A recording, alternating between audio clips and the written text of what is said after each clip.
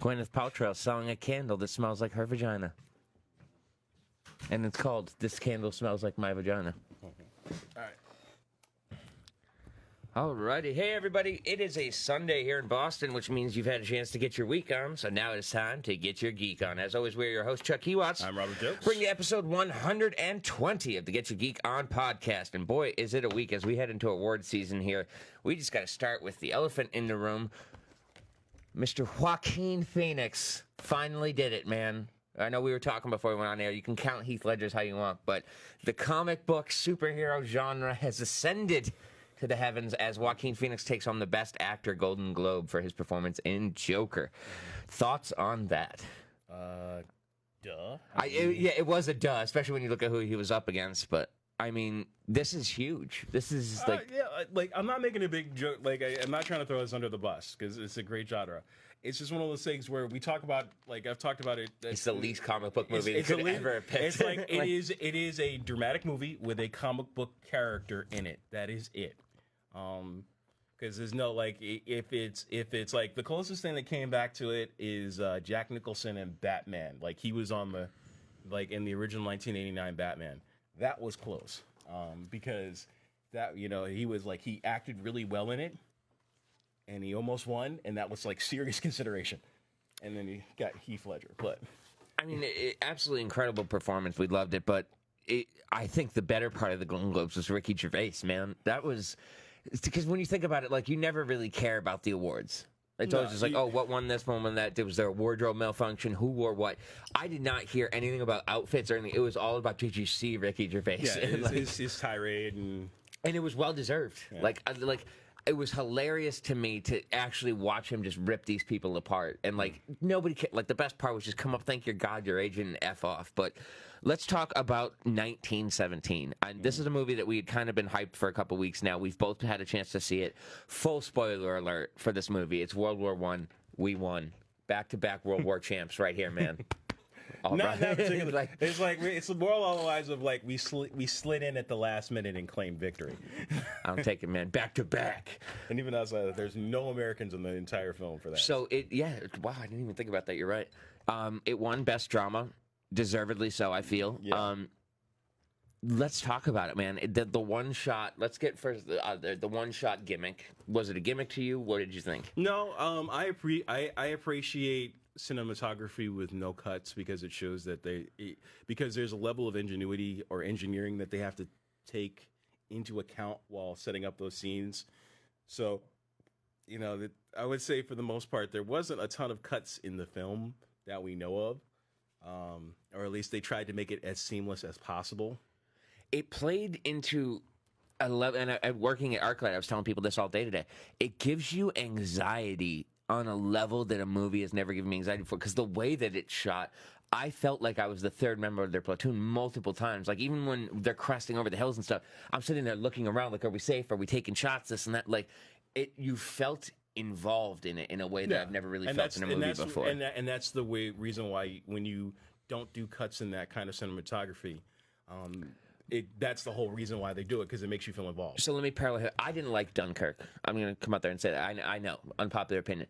But I feel like what Dunkirk tried to do with sound, making you feel like you were in it, this movie did with the cinematography. Yes, absolutely.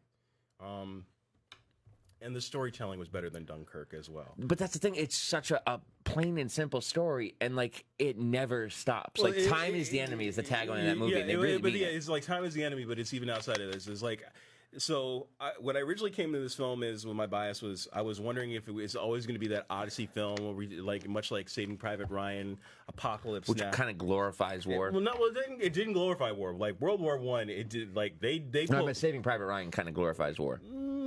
Yeah, it was kind of it was that. Yeah, I agree with that particular statement. This one, 1917, was if anybody knows the history of World War I, they hit the things around nobody wants to go over hills. Nobody wants to do anything. The war of mud. It's that whole scene in Wonder Woman where that's they're talking about that no man's land. I'm no man. Yeah, go ahead. But the idea that they were trying to pull off was it's literally it was dangerous. Guys would go out there, go fix the line. It was you're asking somebody to say, okay, I'm gonna go kill. I'm gonna go ask and just want to be dead. And anything that they did it was, trenches and pushes, and it wasn't the glorious war that they were hoping for. It was this brutal knockdown, drag out of war of attrition. This movie misleads you in the advertising with as far as like what the characters and how their arcs go. I mean, let's just talk about it. Like one of the characters dies. Yeah. Pretty early in the film. Compared to where they are in the mission. Where the mission early dies early. Where he would die in a normal war movie. Let's put it that way. Yeah, where he would die in a normal war movie. It was fairly early on in the mission. They're not. The other thing is, I think, is that time doesn't pass very quickly, right? Or time passes quickly in the film when they do make cuts. It was also an honest death. They didn't do that thing that war movies typically do. It's like, me and you, man, we're gonna get back to the States. We're gonna open that bar we always talked about. No, it's like tell me the drink she was gonna put on the menu, Robert. Yeah. No, it's a very realistic thing. It's like he's like, am I dying? And it's like yeah. It's like you're dying. It's like you're dying. Yeah, but that was like, and it was to see it. But there was one piece of acting that sold this movie for me, and it's when the truck keeps stalling in the mud, and he's trying to get it out, and he's screaming to them like, "I have to go, I have to go." His face when he's trying to, like, that's that. I believed he was a soldier trying to deliver that mission right there. He gave it his all.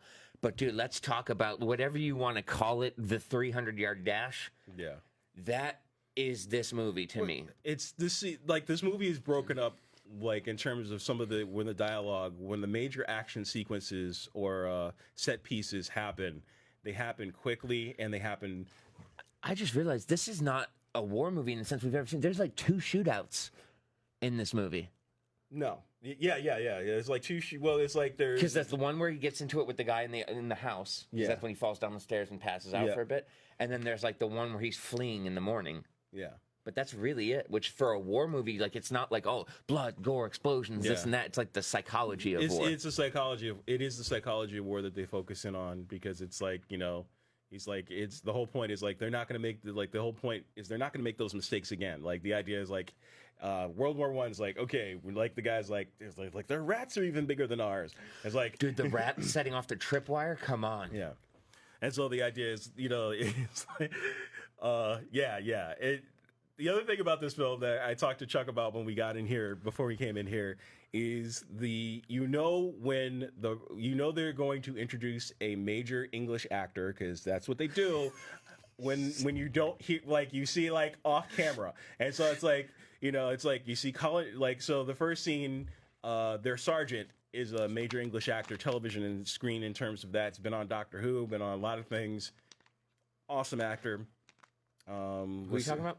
Their sergeant, the guy who said, "Come on, get your kit." Oh yeah, that guy. He's been on. Where did I see him recently? He was in the. Oh crap. Bad Omen, Good Omens. He was in. Okay. He was the father in Good Omens. Oh, okay. He was the father in Good Omens, and so he's like, oh really? And, it's like, yeah, that guy. He's a major English actor. Okay, Colin Firth, walk up. He's got his back turned. Major English actor. Mark Strong. You see his feet. He starts talking. Major English actor. Dude, I have been walking around, by the way, for like the past 2 days being like, I'm going back. Like, that song is stuck in my head, dude. It is so well used in the film as well. For those who don't know, it's a Johnny Cash song, Wayfaring Stranger. Yeah. But they do it like a war hymn in the movie, and it is incredibly well done. It's the song that you hear in the trailer as well. But, like, that's one of my favorite scenes, too. It's just the shell shock of him when he's finally coming up to that scene after, like, coming through the waterfall and everything. Yeah, it's like, and having to crawl through the like the swollen up bodies in the water. Like everything it's like everything is a tree. Everything is like, there's always something impeding his path. Like the French lady who's telling him, like, don't go anywhere. It's and like, he gets exhausted. Yeah. Like, it's that John Wick thing of, like, you want to see him, like, when he starts to pass out in the water. Like, he's drowning. He's drowning. He's doing all these things. It's like that final scene, the shootout where he realizes where he is like, where am I? Am I where I'm supposed to be? He's talking. I'm looking for the Devons. Like, yeah, we're the Devons. What? Like, It's like, yeah, we're the Devons. It's like you don't look like one of ours, and it's just he has these conversations with these soldiers along the way, It's like, with these soldiers along the way, and it's just like it's an Odyssey movie. And it was just that thing of like they couldn't stop their mission to help him, so it's like we can get you along. Like you just get to see it's like a level of war that you've never seen in a movie before. Well, and that's how it was. It's like sometimes it's like it's like Colin Firth's character is like, well, if you do it, they're going to die. Don't make it, and it's like. But like, so what it builds to is basically like he gets there and he's not the attack is starting as he gets there, like literally like minutes. Like the first wave's already gone up. The first wave, like by the time he's like, is like the last 200 yards, they're like calling the charge, and he's basically the one who starts it because he's like, well, if I don't run across that That's the great. There's this moment. He's like, he can't wiggle through the trenches anymore to get to the general, and he just has this realization. He's like, I got to streak across the battlefield, and it's literally like his Wonder Woman moment of No Man's Land. Everyone's like, "What the hell are you doing?" And then he is literally streaking. You see it in the trailer, the opposite way of all the soldiers running. He's like running through mortar fire, just all these things. He's getting knocked out. He's like Chuck was telling me. He actually, during the course of the movie, he actually ran into somebody. You see it twice. He gets hit. He gets hit, and they were both unintentional, but they kept it in the film. Which I think it adds so much more to it, because especially that second one, he bounces right back up. Like, you ever see those people that run down the hill chasing the cheese log? Yeah. It looked like that to me. Yeah, he's like bouncing, and he gets to Benedict Cumberbatch, another, I've got my back turned character, which was absolutely and then you wait to see the brother, and that's the thing about these movies is the odyssey is to see who the actors they get in it. That's the biggest kick for me outside of the story. The story was great, but it's that moment where you say like, okay, what famous English actor did they get in there? And so you get Game of Thrones. Yeah, as soon as I saw him pop up, I was like, Al Stark. It's like Richard Madden is playing his brother, and I'm like, okay. Which, by the way, his reaction to his brother's death, it is this because he's trying to he's a ranking officer, so he's trying to hold it in, and then, he manages to pull it together. He's like, thank Tom. you. He's like, where is he? And he's like. He has that realization. Of and it's and the guy gets silent. He's like, it was quick. And it was just like, it is the idea. And he pulls out his stuff, gives it to his brother, gives his brother his personal effects. And he's like, and he's trying to say, well, he's like, all right. The mess hall saying, go get yourself some food. Go get yourself some food. It's such a perfect ending, too, just him sitting there under the tree. I thought he was going to get shot. You're not the only one. I thought he was going to get popped in the head. I was like, a lot of people thought that. I was waiting for All Quiet on the Western Front. It's like and just cut out. I'm going. Yeah, it's like he sits there, but it's the idea is like he kept it, and you understand why he does what he does because he doesn't want to. It was hard for him to go home because he doesn't want to. If he comes back, he doesn't want to go back again. So right, it's not a war movie in the sense that you've ever seen before, so that's why I encourage as many people to see it as possible. Not just for the cinematography side of it, but just for the storytelling side of it. Because honestly, I couldn't tell you either of their names. Tom and Will. But it doesn't invest. Will Schofield, because it doesn't invest in the character. No, you're invested in the mission. You're invested in the mission, and like you said, the idea, the way it's shot, is that you're along with them for the ride. I've never felt in a movie like that before. Yeah, you're in there with them for the ride, the duration of the film, and again, like you see all these people, you think he's going to get help. No, and you think it's about Tom trying to reach his brother, but in that, and we're giving away people. In that death scene where he's like, he's just like he's like, yep, you're dead, and the guy realizes like, tell my brother he looks just like me but a little older. And he starts talking about because the other time when I realized he's like, oh yeah, when they get to that farm, and he starts talking about the cherry trees. He's just like, yeah, we used to do that. Used to take me and my brother. Oh, I should have seen it coming right then and there. Like, the moment anybody starts talking about back home, it's like Will didn't mention anything. He's just like, I don't want to talk about it. Don't want to look at it. He sold away everything that made him a hero. Moving on to some quicker news. Very happy to announce that one of our favorite shows here, What We Do in the Shadows, will not only be back for season 2, April 15th, but Mark Hamill will be guest starring on it, which that will be absolutely incredible to see. He was one of those huge celebrity fans that just tweeted about the show, and then somehow now he gets to be in it. But a couple trailers that I did want to talk to you about. First of all, Quiet Place Part 2. Yes. Wow. Like, I was wondering, like, how are you going to... Can I just say that getting to see day one has me sold? Just the fact that you got to see that. Cillian Murphy. Cillian Murphy, yeah. Sorry. Cillian Murphy.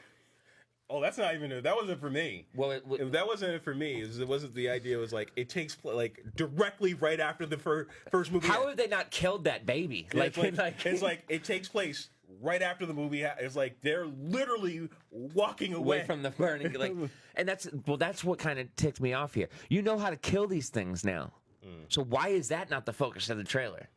Because it's the idea is it's you know how to kill these things. It's about survival at this point in time. You can't worry survive first, kill later. Okay. Like, seeing day one was crazy, and So I didn't even that's realize till the second time I saw it when she's backing up from the bus. There's one in the bus. No, there's one in the bus, and it's like, the idea is like, I mean, like somebody could have realized it's like, hey, if we were quiet, somebody would have realized There's that. just some quiet old man sitting on the bench. They're just running right by him, like, hey, what's up? But that to me was like, that is. I want to see that movie. Like, I did not think I was going to want to see Quiet Place 2. I'll be totally honest with you. I'm like, oh, they're going to go gimmicky with it. No. They also did announce they're making a sequel to Knives Out with Daniel Craig's Benoit Blanc character solving another case. I'm like, that could be a franchise that I would actually really get into. Another trailer that dropped that I would like to talk to you about. Do you know what I'm going to say? No. All right. The Quiet Place Part 2 trailer, the New Mutants trailer. Oh, yes. Okay. So New Mutants, which was the movie that we never thought was going to see the light of day. It's been delayed so many times. We're talking, this movie was shot in 2015. Like 4 years ago. It was supposed to come out in 2017. Yeah. 4 years ago. We got a new trailer. And dare I say, they showed the best part because they absolutely showed the best part of the movie. So I just want to point. I want to point out a Death couple. Bear, whatever his name is. Well, the Demon Bear. Demon Bear. Demon Bear. The best part about this is notice again that it is not under Marvel Studios. It is Fox. Oh, Searchlight. Yeah, it's Fox. It's Fox Pictures, and it's the Marvel brand. Nothing of that nature. I didn't even notice that. You're right. No Marvel Studios logo. No Marvel Studios. But we're going to talk about so. I have a problem with some of the casting. I have a huge problem with all the casting. It's like, so, especially because you know that they're going to be doing reshoots, and these characters have aged. Yes. And Maisie Williams is a totally different human physically than she is when that movie was shot. Same thing with Anna Taylor-Joy. Which I think she's going to be the one they try to keep out of this, so we'll see how they do it. Robert talked about that off camera. Yeah, it's like because the way that we'll get into that in a second in terms of this one. So I'm not Maisie Williams' character, Wolfsbane. Again, I liked her in the comics because she goes through a very interesting arc. The thing I've always had a problem with the X-Men is hers where they get some powers right and some powers wrong. So I'm going to start off with Sam Guthrie Cannonball.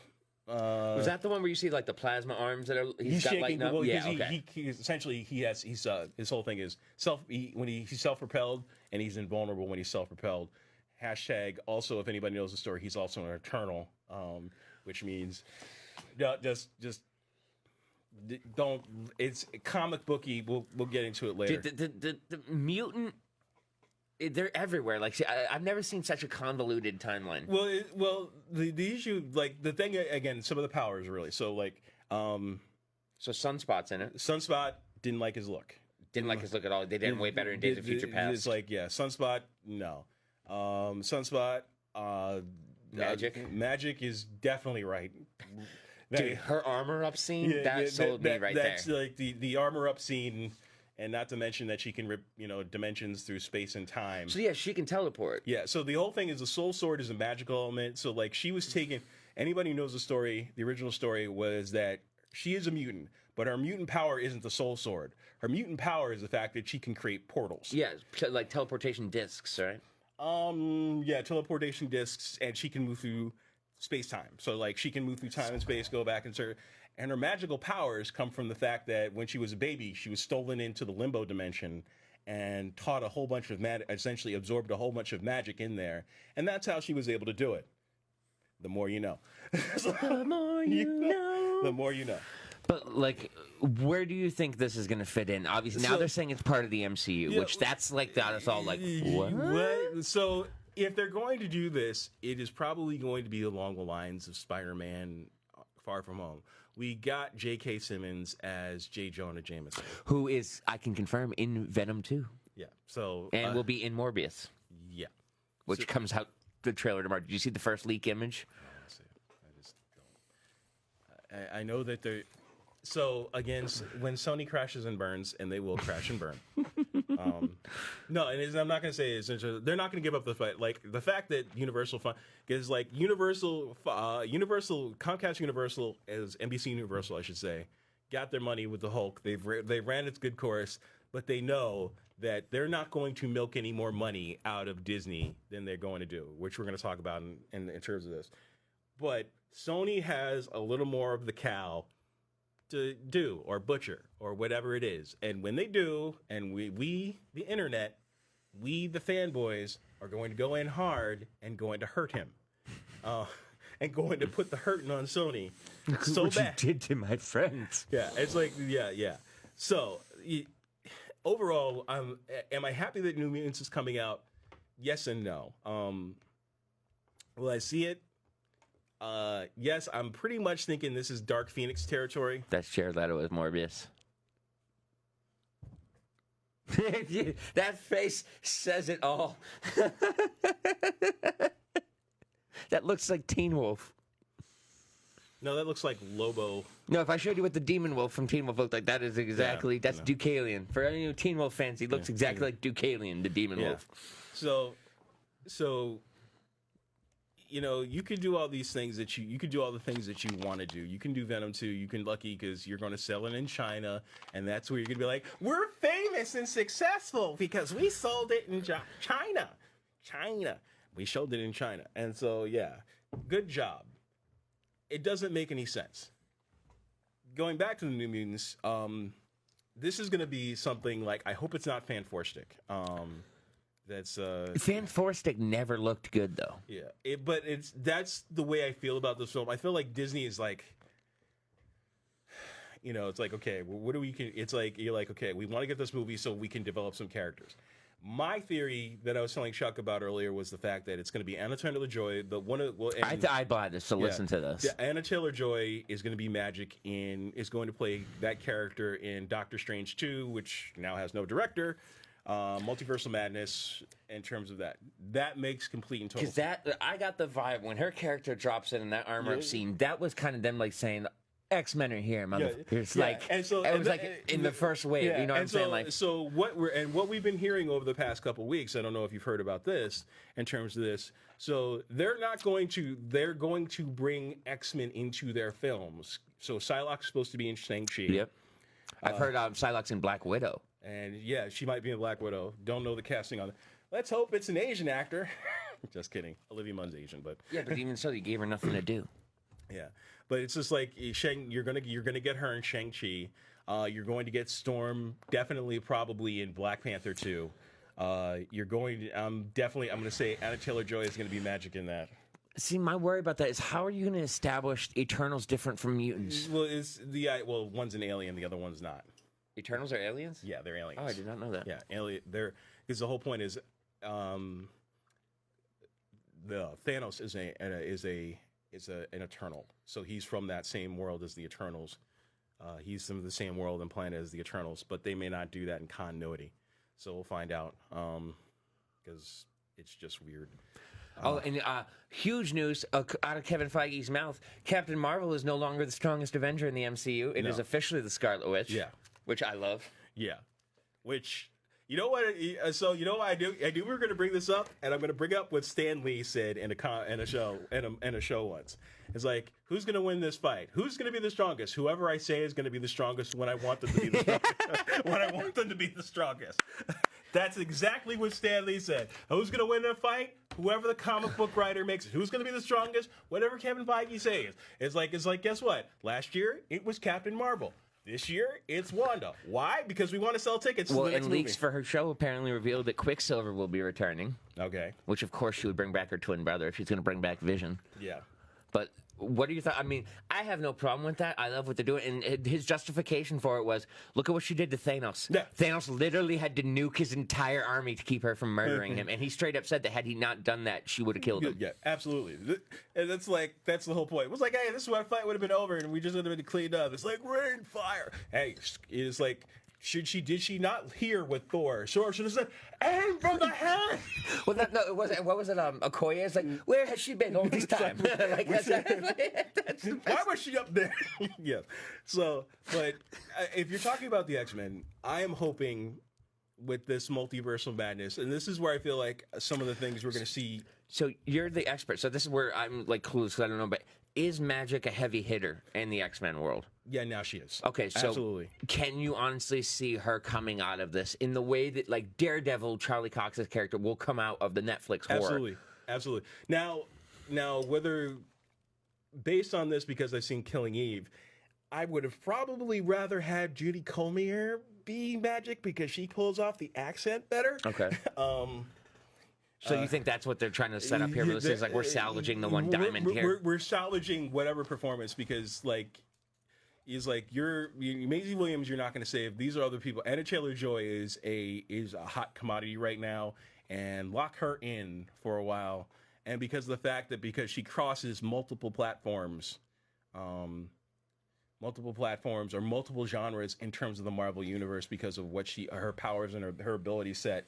As the idea, yeah, she pulled out the Soul Sword, but that's, again, magic related, because her name is Magic. It's not Teleporter. Now, Mandalorian, did you get to finish that? No, I did not. Okay. Did you see Bill Burr's episode? Yes. At least? Pacticata. What I love that... The planet Harvard Yard. Yes, with Dropkick Murphys as the Cantina Band, I'm convinced.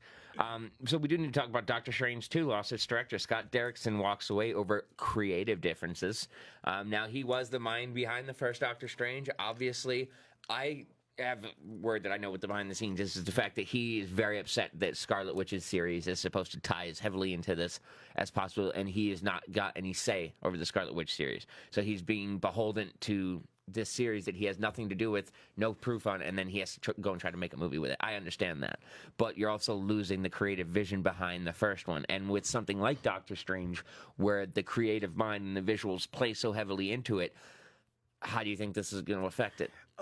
Knowing this is supposed to be the first horror movie, quote unquote. It is going to be a horror, yeah. So much like New Mutants, and that's the reason why I also think Magic is going to be in this one. As far as it is this, if I would rather get somebody who the visual effects and the storytelling are going to be there. As far as the writing, because even though it was like when I look at Doctor Strange, I get the original Thor, Captain America. It doesn't feel like it is a good movie. Don't get me wrong, but it had that Phase 1 feel. I need them to step it up in terms of this. Now, with the Disney Plus thing. Which is it sounds like Disney is our mouse overlords, our mouse overlords. It's as it comes down to not sharing their full vision or not giving it's the idea is they're trying to create as much as they've created a shared universe on screen.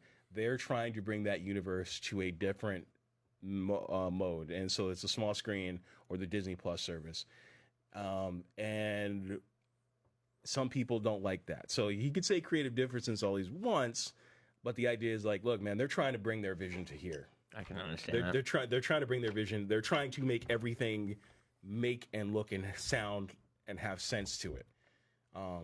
So you can't be mad. You really shouldn't be mad about this. And he can complain all he wants, but the reality is the next thing. Guess what? They'll find somebody else who will do a job, and they're going to do it. And there's 1,000 people banging at that Marvel door. Well, I'm not going to say there's 1,000 people banging at the Marvel door, but it was like this. It was like you're not James Gunn. You are expendable. It's like you're not James Gunn. You're not the Russo brothers. You're not Joss Whedon. I'm sure that they could easily call Joss Whedon up and it's like, hey, you want to do Marvel? You want to do Doctor? And that's the guy I would have in there. We did get a new Birds of Prey trailer as well. Yes, we did. I've heard that movie is actually really good. I am very interested in seeing that. It's rated R, which I like. Which is good. I don't want to see this in February. I want this to be my April film. I want this to help me ease me into the summer. Yeah, you're not wrong there. And I think that Margot Robbie has completely owned Harley Quinn now. Like, it's hers. And I'm in for it. I like this version of her character. Yeah, I think that's the only thing that got right in that film. But the fact that we can say about Harley Quinn that's not beholden to a Joker is pretty freaking cool. Yeah, well, the moment she is like, we had a bad breakup, and she blows up the Ace Chemical. I know she's got Bruce, her hyena. Bruce is like, he's that hunky, Bruce, that hunky wing guy. And they had that scene where they're doing like the Lady and the Tramp eating together. It's just hilarious. It's like this in Cassandra Cain. So like most of the problem is if you guys have listened. She will not become Batwoman in this movie. That is confirmed. Batgirl. Or Batgirl or Orphan. The whole issue that I've had with this film is a lot of the casting. Yep. If you've watched this, I don't like Mary-Kate Elizabeth Winstead as Huntress. I don't like Ewan McGregor as Black Mask. I don't have a problem with him as Black Mask. We'll see how they play him. They're playing him gay. Kills his BFF. Oh. So as long as he puts on the You stuff, saw it in the new trailer. Yeah, he puts it on. He puts it on. It's not a skin and tight. it's comic accurate. It looks good. It's like So I'm not a fan of Juicy Smollett's brother. Juicy Smollett. I will never, ever be able to pronounce that as anything else. I'm not a fan of her. I'm not a fan of her as playing Black Canary. I'm not a fan of the person playing Orphan. And why are they hiding the canary cry? Like, they're hiding her powers. Like, that's the big reveal in the movie. It's like this. It's like, there's like... And then I'm not high on the person playing Cassandra Cain. Because it's like... I know I haven't seen this movie yet, but I just wasn't... She reminds me of the female version of the kid from Deadpool 2. Yeah. It's just... I'm not a fan until I see the film. I'm probably going to eat a lot of crow when we go see it and review it. One thing I did want to get your opinion on, so the Teenage Mutant Ninja Turtles have crossed over with the Power Rangers in the comic books, and we have a new Green Ranger because of it. I think he actually looks pretty cool. Yeah. Shredder becomes the new Green Ranger. The new evil Green Ranger. That's a pretty freaking cool look. What they're doing with these Power Ranger comics, man, I'm telling you now, if you were ever a fan of the Power Rangers growing up, you owe it to yourself to read the comics, because they brought in the OG characters, but now, with what they did with the Shattered Grid storyline, now they've created new teams that never existed in the TV show, all new suits. It's some of the best comic book writing I've ever seen. Yeah, and it's the best storytelling. And then DC Black Label, man, their adult label for comics is killing it. The Harley and Joker storyline, Superman Year One. Now they're doing a Wonder Woman metal series, how they did the Dark Knight's metal. Mm-hmm. They're doing one with her. Like, it's... DC's just crushing it, man. Metal. What else? So, yeah, the Birds of Prey, definitely want to see it, but I'm not a fan of the casting. It's like... Morbius. Well, Rosie Perez is Renee Montoya. I'm happy with that. It's just weird to me. Like, Morbius, we're going to get this trailer tomorrow and we're going to live in that world. It's like, I honestly forgot that movie was being made. Like, if there was ever a straight-to-DVD market these days, I feel like that would have to be in it. Like, how is what could come out of Morbius? Nothing. You can't. Okay, so you want to know what's going to come out of Morbius? This is like we made the Planters Peanuts guy, the movie. Like, what? Well, there was a cartoon show, by the way. Was there really? There was a cartoon show.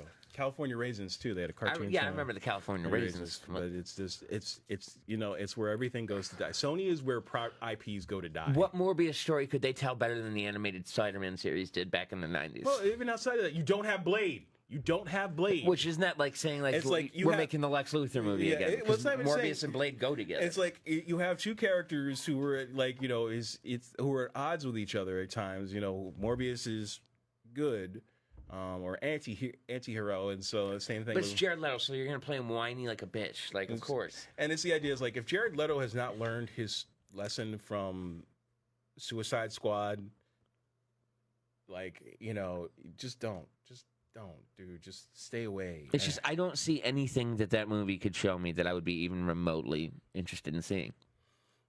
Yeah, there's nothing. There's nothing. There's nothing about the character. There's nothing about any of his side characters.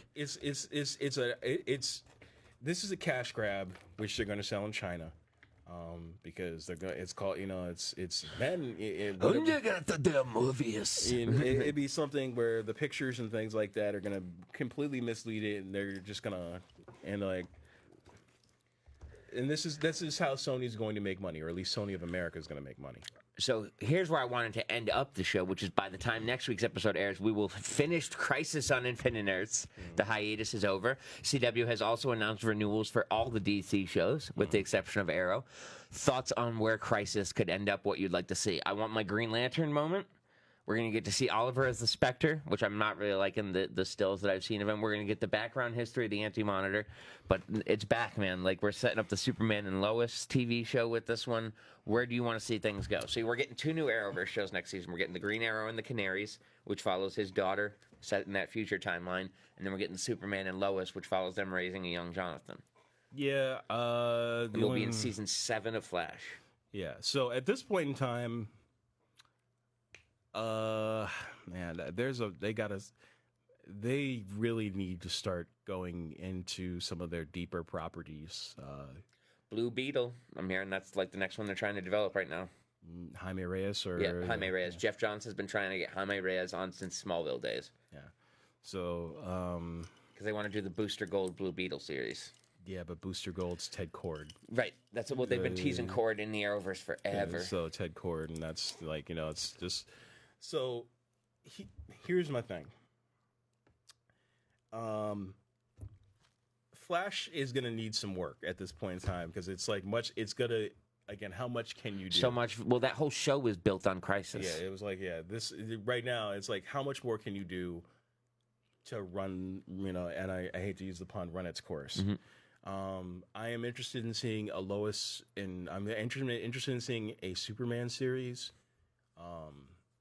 I don't want to see Green Arrow and the Canaries. That doesn't make sense to me.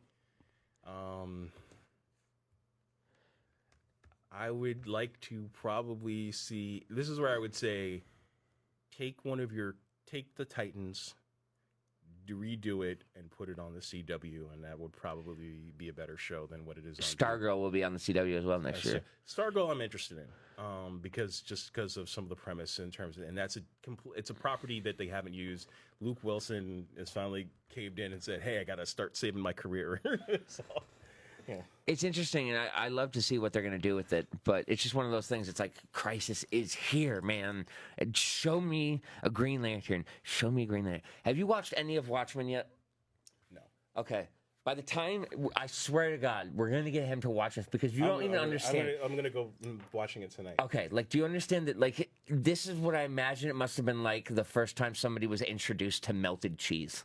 It's like, well, this is that same stuff that I've been having? Like, what? It is mind-numbing. But episode 8, I swear to God, I will hold up as I honestly think it's the greatest hour of written television I've ever seen. I agree. It's like there's the big thing with a lot of the shows on television right now, particularly some of the stuff comic book wise on television, is that there's only so many places that you can go without touching the big 3 and the DC Trinity of Batman, Wonder Woman, and Superman. And right now, Superman on television is great. Yeah. I have no problem with that.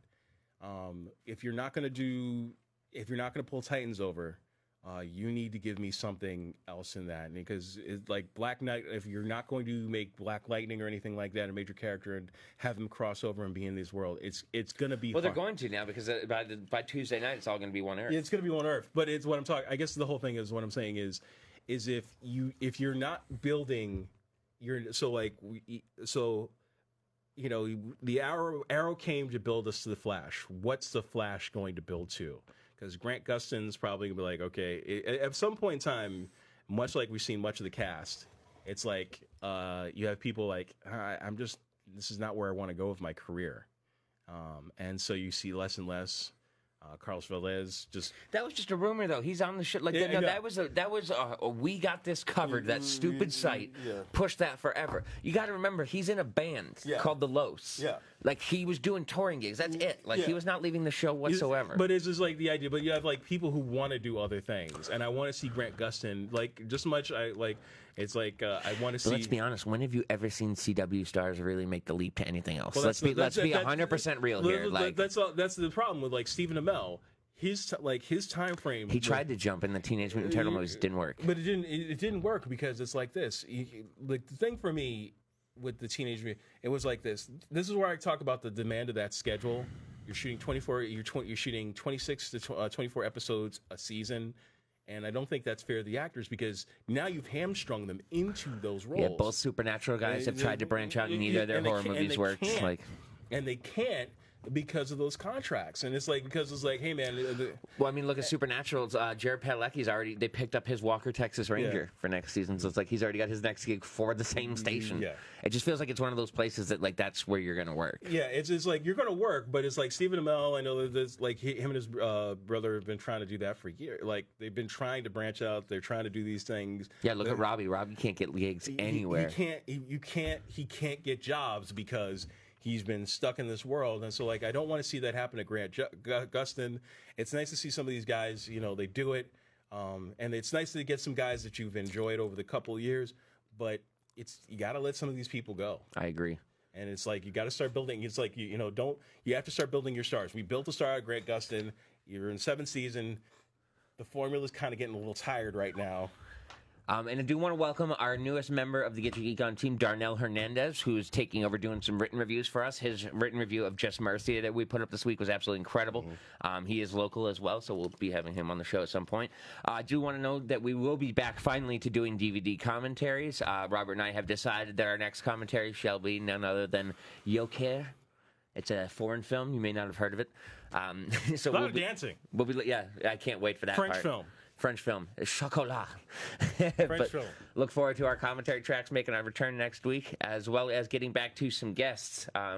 Things with the new year now, we're finally moved into my new place. My work schedule is winding down, so we'll be able to focus more on getting you guys some great guests back. I know Harvey Guillen has been chomping at the bit to get back on the show to talk to us about what we do in the Shadow Season 2. Cannot wait to find out what Mark Hamill is going to be doing on that show, whatever it is. He's kind of become like this folk hero to me now, where it's like whatever Mark Hamill does, I'm watching. Like, because he doesn't pick bad projects. No, he doesn't. That's why I enjoyed him. The Like, Mark Hamill's never going to be coke on a table. Yeah, it's like, no. Well, I'm pretty sure he has that moment where there's that. The Last Jedi. No, What? no. That was yeah. I completely disagree with a lot of things that there's this. That's Chuck's opinion. I would say for the most part, I knew he was good when he picked Force Awakens. It's just that last scene. That last scene. It's like, wait, what? But Kingsman, I enjoyed him in that. He was in there for like 5 minutes. It's so good.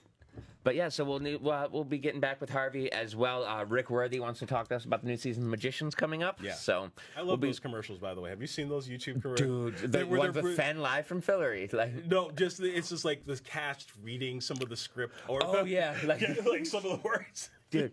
So look forward to that. And then obviously make sure you check us out on Facebook page. Share us out. Get us out there in the world. Make sure you check out our YouTube archive, which I will be updating finally with some previous episodes. So that is going to wrap things up for episode 120 of the Get Your Geek On podcast, the first show of 2020. No, second show of 2020. It's all blurred together, man. The time just doesn't make sense. We live in 2020 now. I'm Barbara Walters, and this is 2020. All right, that's going to wrap things up for episode 120 of the Get Your Geek On podcast. I've been Chuck Keywatts. I'm Robert Dokes. You guys have yourselves a week. I'm